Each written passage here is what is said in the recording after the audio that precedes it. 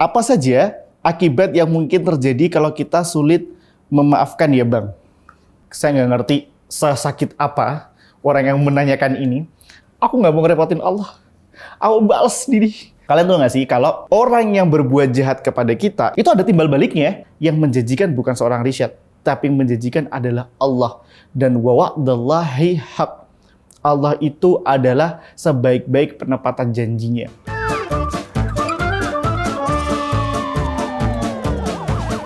Assalamualaikum warahmatullahi wabarakatuh. Sobatku, ketemu lagi bareng saya Rishad Bayasu di acara program Ngabuburit Yuk. Teman-teman, gak kerasa ya, kita udah di penghujung Ramadan nih. Pasti kita ngerasain banyak banget mungkin perjuangan kita selama di bulan Ramadan ini. Dan kita berharap puasa kita, amal ibadah kita semuanya kelak diterima oleh Allah Subhanahu wa Ta'ala sebagai amal kebajikan kita di bulan Ramadan. Kita bakalan ngomongin sebuah tema yang relate banget dengan dekatnya Hari Raya Idul Fitri ini. Dengan tema, sakit banget, harus ya dimaafin. Apakah sebenarnya memaafkan itu juga harus melupakan? Teman-teman, kalau kita bicara memaafkan harus melupakan, jawabannya demi ketenangan dan ketentraman hati, na'am. Ya, tapi bukannya kita itu sebagai seorang manusia dan makhluk memiliki rasa dan sifat manusiawi. Ya mungkin nggak bisa tiba-tiba langsung lupa, mungkin nggak bisa ya. Tapi sejatinya agar kita itu tenang, agar senantiasa kehidupan kita yang berkelanjutan ini lebih nyaman, dan kita tidak berpusing dan berputar-putar pada lingkaran itu, alangkah baiknya untuk kita coba untuk mengikhlaskan, meridhakan, dan melupakan itu semuanya. Tentu teman-teman, kita hanyalah manusia biasa yang mungkin akan terjebak dalam kesalahan. Bukankah kita juga mengharapkan hal yang sama ketika kita berbuat salah? Apa hukum seorang manusia untuk memaafkan satu sama lain? Hukum memaafkan itu, teman-teman, adalah hak. Memaafkan itu adalah hak prerogatif teman-teman semuanya. Allah Subhanahu wa Ta'ala tidak memaksa seorang hamba untuk memaafkan, tapi Allah memberikan rekomendasi agar kita memaafkan. Allah Subhanahu wa Ta'ala mengatakan, "Innallaha la yuhibbul jahra bisu'i minal kalam illa man dzulima." Allah Subhanahu wa Ta'ala itu nggak suka doa-doa buruk yang keluar dari lisannya seseorang, kecuali doa buruk yang keluar dari lisannya orang yang terdolimi. Orang yang terdolimi emang boleh doain buruk? Gak apa-apa. Siapa yang bilang gak apa-apa? Allah Tabaraka wa Ta'ala. Nah, tapi Allah Subhanahu wa Ta'ala tidak menyarankan agar kita melakukan hal tersebut. Maka ketika kita ingin memaafkan manusia, rekomendasi terbaiknya adalah ia dimaafkan. Tapi saya kembali lagi kepada teman-teman semuanya, dan makanya ini adalah langkah kita untuk lebih berhati-hati. Ada kesempatan dan potensi orang yang kita dolimin sampai sakit banget, bener-bener sakit banget buat dia, dan dia nggak mau maafin, itu hak dia. Maka teman-teman, Allah menjadikan privilege untuk orang ini mendoakan buruk. Agar apa? Ya agar kita berhati-hati. Agar kita nggak sembarangan. Karena kita nggak tahu, mungkin menurut kita kedoliman yang kita lakukan itu bebe aja. Biasa-biasa aja. Tapi menurut kalian yang biasa aja itu ternyata sakit banget buat orang yang kalian dolimi. Maka berhati-hatilah dalam perkara ini. Boleh nggak sih kita meringankan tugas Allah dengan membalaskan dendam kita sendiri secara langsung? Aku nggak mau ngerepotin Allah. Aku balas sendiri. Itu nggak boleh ya. Masya Allah. Teman-teman, kalian tahu nggak sih kalau orang yang berbuat jahat kepada kita itu ada timbal baliknya. Dia ngejahatin kamu, dia mungkin merasa puas ngejahatin, tapi timbal baliknya apa? Allah dan Rasulnya janjikan pahala dia setiap detik kesakitan kamu, setiap detik rasa sakit yang ku menahan rasa sakit kamu hadapi, pahalanya masuk ke kamu. Nanti di pengadilan Allah, dia akan datang dalam keadaan muflis, dalam keadaan orang yang merugi. Kenapa? Dia beribadah, beramal selama ini, ternyata nanti di hadapan Allah hilang. Dia akan bertanya, ya Allah kok bisa hilang semua? Ternyata dia pernah mendolimi orang dan orang tersebut tidak membalas dendamnya. Tapi kalau kamu balas dendamnya, transaksi pahala tadi ya udah terputus. Maka kalian bisa save kata-kata saya ini dan sampaikan kepada teman-teman kalian bahwasanya kalau kamu disakiti dan kamu tidak ingin meringankan beban tugasnya Allah untuk kamu balas sendiri, Sejatinya kamu memutus tali transaksional pahala yang terjadi pada dirimu. Biarkan semuanya itu Allah yang mengurus. Biarkan semuanya itu Allah yang menentukan. Tapi kalau kita merasa nggak butuh pahala, silakan saja. Tapi ya rugi. Pahala dia datang ke kamu. Kenapa? Pahala itu investasi terbesar kita, teman-teman. Pahala itu merupakan bentuk transaksional yang menentukan surgamu atau nerakamu. Nggak bisa, tiket surga tuh nggak bisa pakai VVIP bisnis kelas dan lain sebagainya, nggak bisa. Tugas kita di dunia ngumpulin investasi berupa pahala agar apa? Nanti tiket surganya itu dari situ. Nah, kamu mendapatkan tiket surga dengan membiarkan orang yang mendolimi kamu, dengan mengatakan senyum saja, kamu senyum saja kepada mereka, pahalanya masuk. Makanya di dalam Islam, di bulan Ramadan, mungkin mumpung ini masih di bulan Ramadan, ketika kamu dijahatin oleh seseorang, apa yang disuruh oleh Rasulullah? Katakan kepada dia, inni saimun. Maaf, aku sedang berpuasa. Ya karena kalau diladenin, mengurangi pahala. Dan dia yang puasa, tapi gangguin kamu, jahatin kamu, ya pahalanya hilang, pahala puasanya nggak ada, pahala dia dapat ke kamu. Maka nggak apa-apa kok, nggak repot-repot. Biarkan sudah Allah aja yang balas. Kamu mah diem aja nggak usah. Ikhlaskan dan serahkan kepada Allah Subhanahu wa Ta'ala. Berapa lama sih Bang batas waktu kita marah sama orang? Rasul Shallallahu Alaihi Wasallam dalam sebuah hadisnya yang diriwayatkan oleh Imam Muhdatsain, Bukhari dan Muslim, bahwasanya kita itu dilarang marah atau mendiamkan saudara kita lebih dari 3 hari. Ya, makanya kalau kalian punya teman, nggak boleh kasih tahu. Misal temennya namanya Dinda, bilang, Dinda jangan marah. Jadi jangan sampai kemudian saking marahnya kamu nih, ya saking marahnya si Dinda ini misalnya, ngediemin temennya, wah sebulan, bahkan setahun. Nah ini nggak boleh. Oke.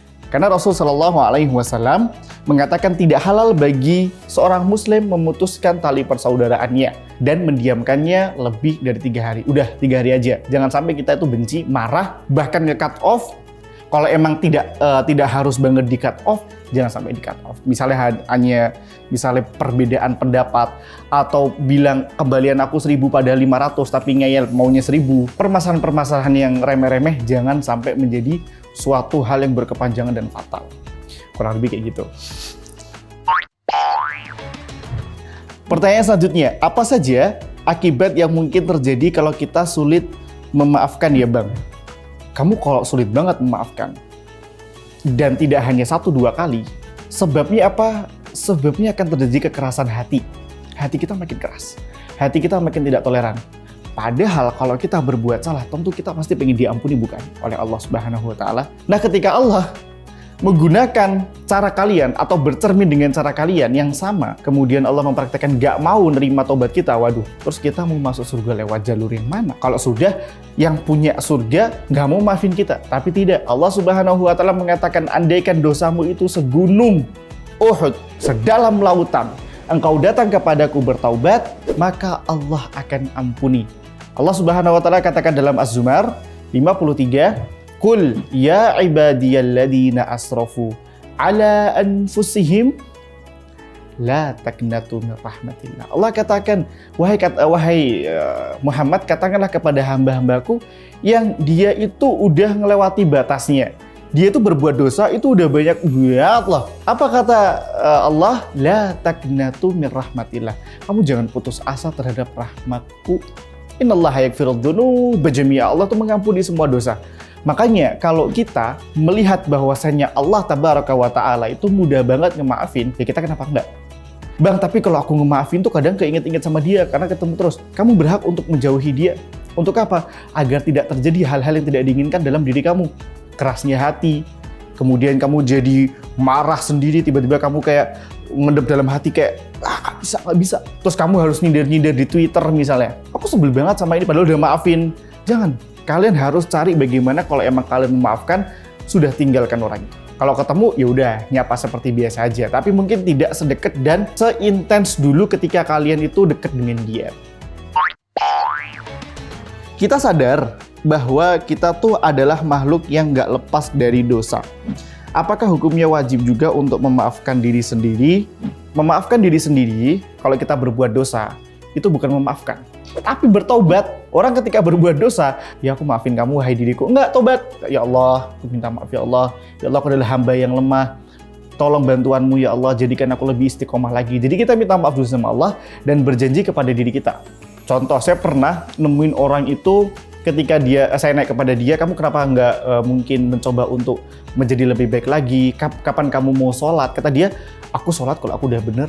Ini nggak ada. Ada orang mengatakan, aku pengen beribadah kalau aku udah bener. Bukan kayak gitu. Allah sediakan sholat itu untuk memperbaiki. Jadi sholat itu alat untuk memperbaiki kehidupan. Bukan sholat adalah tingkatan yang dilakukan oleh orang baik. Enggak. Kata Allah, inna sholata tanha anil fahsya'i wal munkar wala dzikrallahi akbar. Sholat itu mencegah dari perbuatan buruk dan kemungkaran. Maka kalau kamu pengen jadi orang benar, pakai alat yang Allah sediakan. Apa? Sholat. Dan sholat juga menjadikan kita itu makin dekat kepada Allah, makin sering ingat sama Allah. Karena kita baca semuanya Asmaul Husna. Doa yang kita baca, Allahu Akbar, Allah Maha Besar. Kita memuji Allah. Maka sama dengan tadi, jangan pernah merasa was-was, aku udah kotor deh, aku udah kayaknya enggak deh, aku nggak tahu kapan. Nggak akan pernah ketemu kamu. Ketika kamu merasa dirimu kotor dan terus merasa bersalah, maka sampai kapanpun kamu akan merasa dirimu bersalah. Sampai kapan? Ya sampai tua, sampai kalian dicabut nyawanya. Karena apa? Kalian terlalu terfokus dan berputar-putar pada kesalahan yang menjadi suatu was-was buat diri kalian. Maka ubahlah was-was tersebut dan hamparkan sajadah dan minta maaf kepada Allah dan mulai memperbaiki diri. Niscaya Allah akan membantu perjalananmu. Kalau ada orang yang sudah menyakiti kita berkali-kali, emangnya harus tetap dimaafin ya Bang? Pasti sakit banget. Saya nggak ngerti sesakit apa orang yang menanyakan ini, karena mungkin yang dilakukan itu merupakan tindakan yang benar-benar sakit banget buat dia.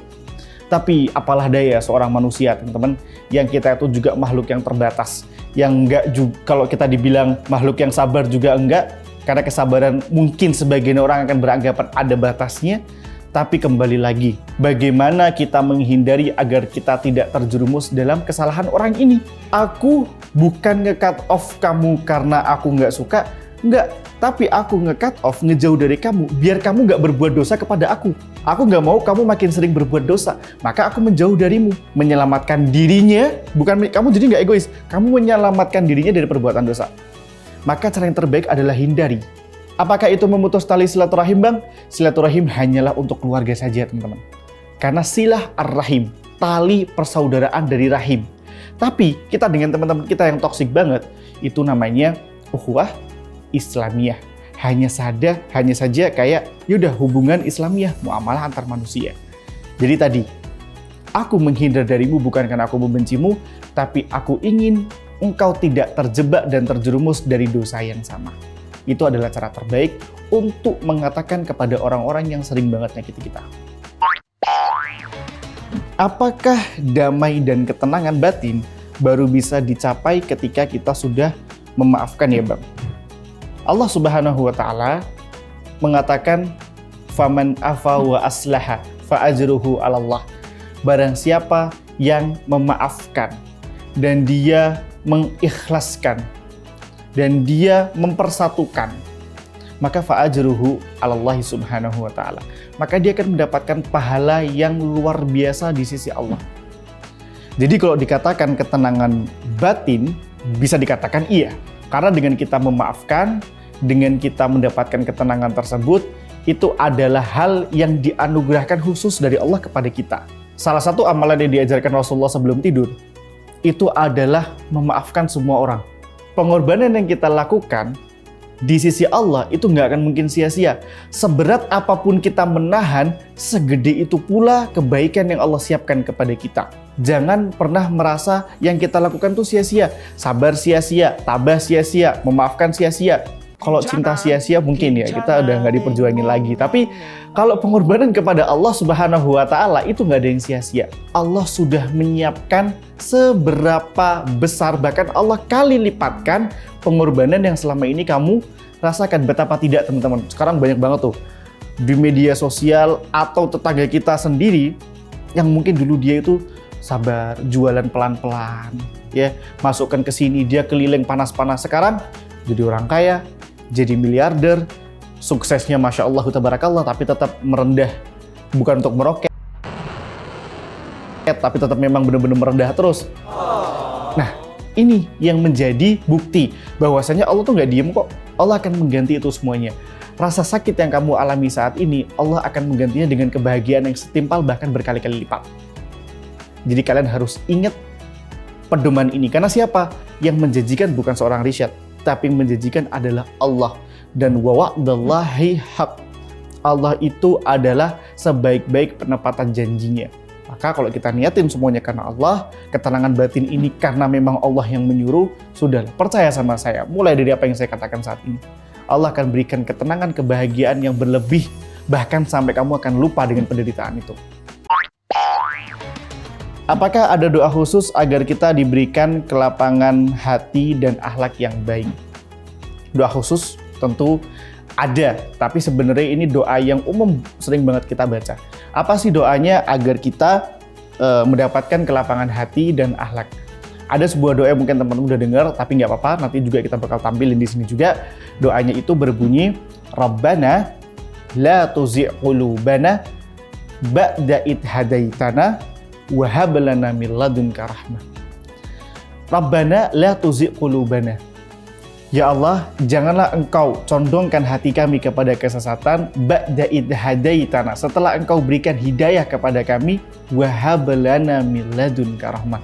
Dan ya Allah, tolong Engkau karuniakanlah kepada kami kasih sayang-Mu.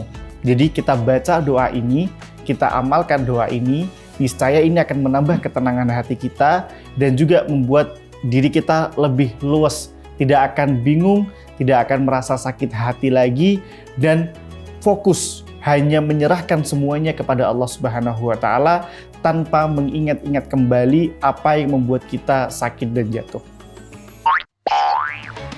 Nah, Masya Allah teman-teman Sobat Kui, mungkin itu aja tema yang bakal kita bahas pada penghujung daripada episode ini di program acara Ngabuburit Yuk, tentunya bersama saya Rishad Bayasud. Semoga apa yang kita bahas daripada episode 1 sampai episode saat ini bisa bermanfaat buat teman-teman semuanya. Seperti biasa, teman-teman jangan lupa juga buat like, share, komen, subscribe, dan nyalain notifikasinya biar teman-teman tetap terus terupdate tentang program-program terbaru tentunya dari Binus TV. Nah, kami segenap daripada kru Binus TV mengucapkan minal aidin wal faizin, selamat Hari Raya Idul Fitri 1445 Hijriah. Mohon maaf lahir dan batin apabila ada kesalahan kami dari penyampaian, mohon dimaafkan. Semoga bermanfaat. Barakallahu fikum. Assalamualaikum warahmatullahi wabarakatuh.